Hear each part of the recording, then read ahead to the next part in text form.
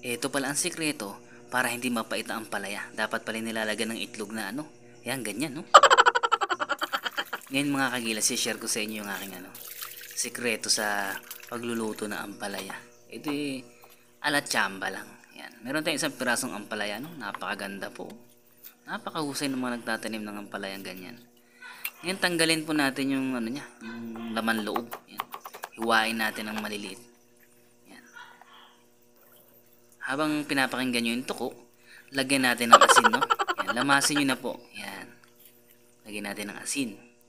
Tapos itabi po natin. Ngayon mga kagilas, pag magbabasag kayo ng itlog, gagamit kayo ng ganyan para hindi nasasayang. Nakita nyo yung kanina, may sira, di ba? May dugo-dugo pa nga. Oh. Ito na po yung ampalaya natin. Kung nakikita nyo nagtubig, no? Yan, lagay po natin sa tubig. Yan. Tapos lamas-lamasin na natin. Yan, pigain po natin at ating sasalain.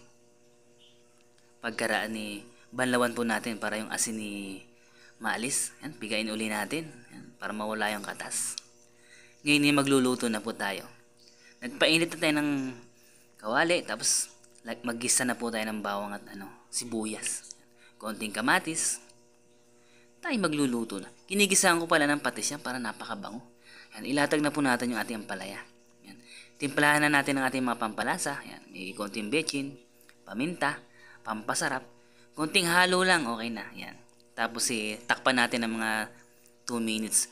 Fast forward na po tayo, no? Yan, medyo half cook na. Ayoko po nung lutong-luto. Gusto ko yung medyo malutong. Ngayon ilagay na po natin yung itlog. Yan, takpan natin ng mga 1 minuto. Yan. Para yung itlog hindi lutong-luto. Yan, gusto ko yung ganyang luto sa itlog. Oh, sarap. Napakabilis po nito. Fast forward tayo mga kagilas, no? Luto na. Iyo. Sarap. Yan. Medyo malutong po yan. Yan. Ayoko po nung overcook na luto sa ampalaya.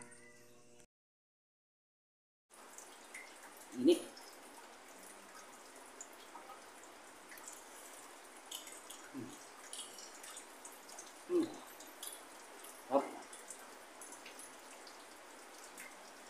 Wala na siyang pait. Para na lang sayote. Ako gusto kong luto sa ampalaya mapait talaga. Nandun yung sustansya.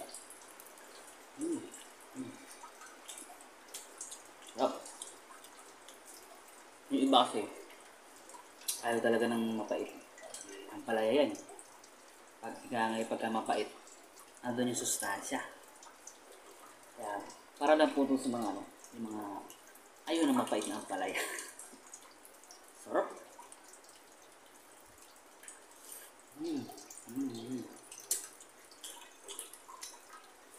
Nakachambahan.